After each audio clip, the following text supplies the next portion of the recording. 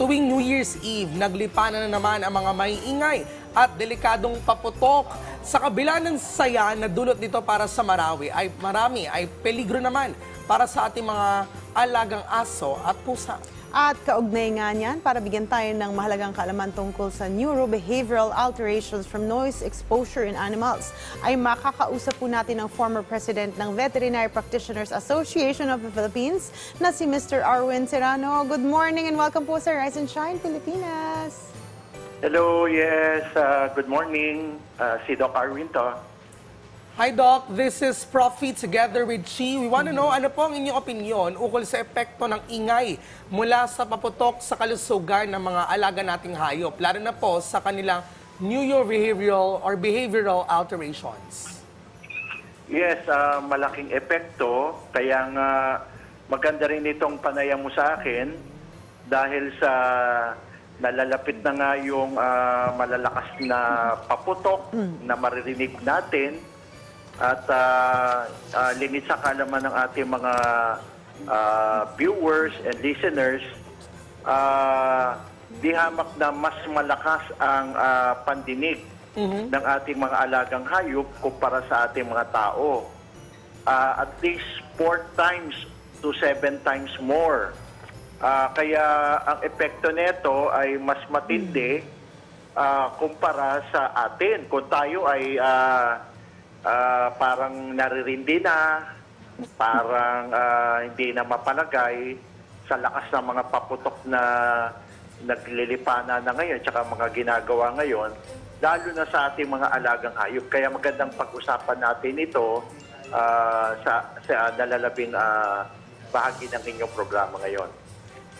Okay, Doc, ano po ba mga senyales o sintomas na maaaring ipakita na alaga natin na naapektuhan na sila ng ingay mula sa paputok? Kasi hindi naman sila nagsasalita. So, paano natin malalaman? Well, yung mga evident na na makita natin na mga kinikilos ng ating mga alagang hayop ay hindi sila mapakali, tahol sila ng tahol. Later on, yung sa kakahol nila, tahimik na lang sila dahil parang hindi na sila pinapansin. Maglalaway sila, and then kung sila ay nakagala, pupunta yan sa loob ng bahay. Kahit na palabasin mo yan sa loob ng bahay, ay magpipilit yan sa loob. Kung sila ay nakakulong, ikot yan ng ikot. Kung sila ay nakatali, mag-attempt na makawala sa kanilang tali. Tapos magagalit sila doon sa mga may-ari o sa tao sa bahay. At later on, hindi na yan kakain. Tapos panayang inom ng inom, tapos later on, hindi na yan iinom. So yan yung mga makikita natin doon sa ating mga alagang hayop. Alright, Doc, ano po yung mga potensyal na epekto na matinding ingay sa kalusugan ng mga alaga nating hayop, lalo na sa aspekto ng kanilang kaisipan at pakiramdam? Well, una-una, pwede silang magkaroon ng shock. Sila ay pwedeng after ng New Year's fireworks, palagi na yan nanginginig. Pagkatapos pwedeng naapektuhan yung kanilang pandinig, kaya pwede rin maka-apekto rin yan sa kanilang utak.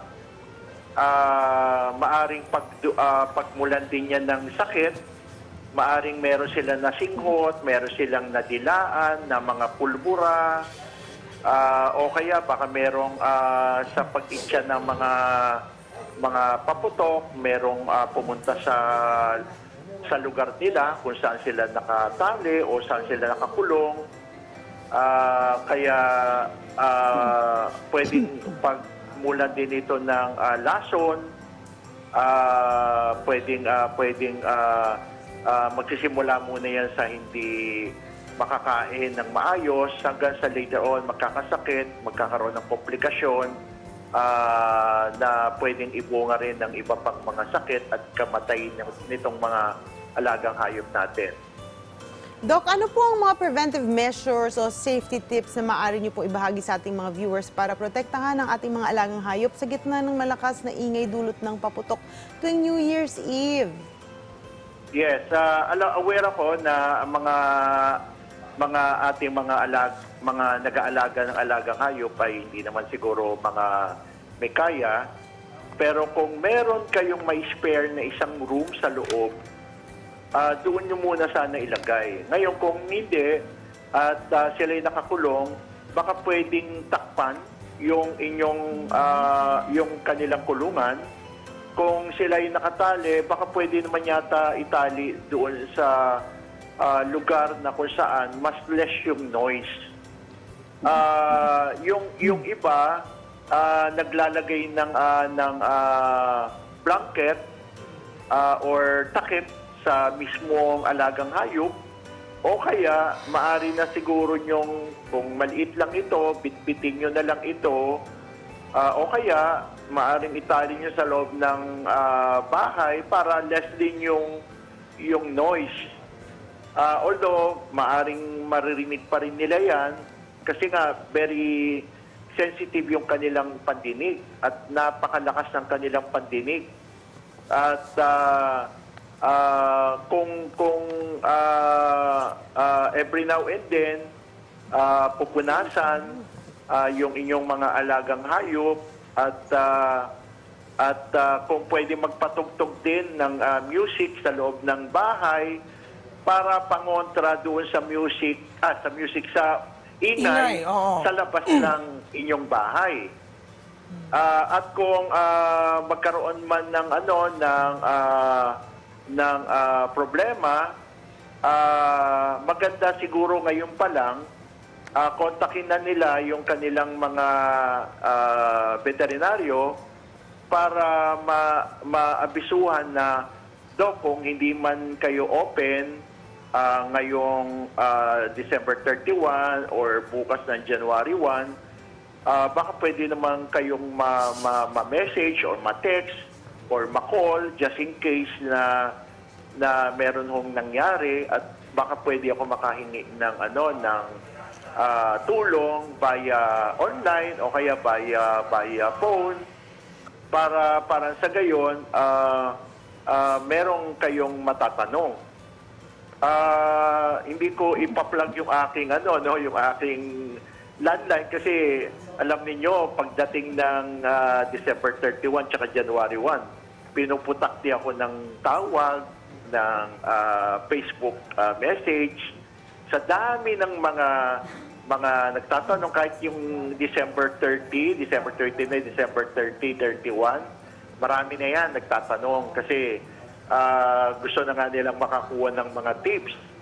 Gusto na nilang makakuha ng mga ano yung gagawin nila. Kaya maganda sana, bukod sa itong live interview na ito, ma-replay pa ito, para sa gayon makatulong din ito sa mga nag-aalaga ng hayop. At kung meron kayong Facebook page, pwede nyo rin yan i-upload itong phone patch interview sa akin.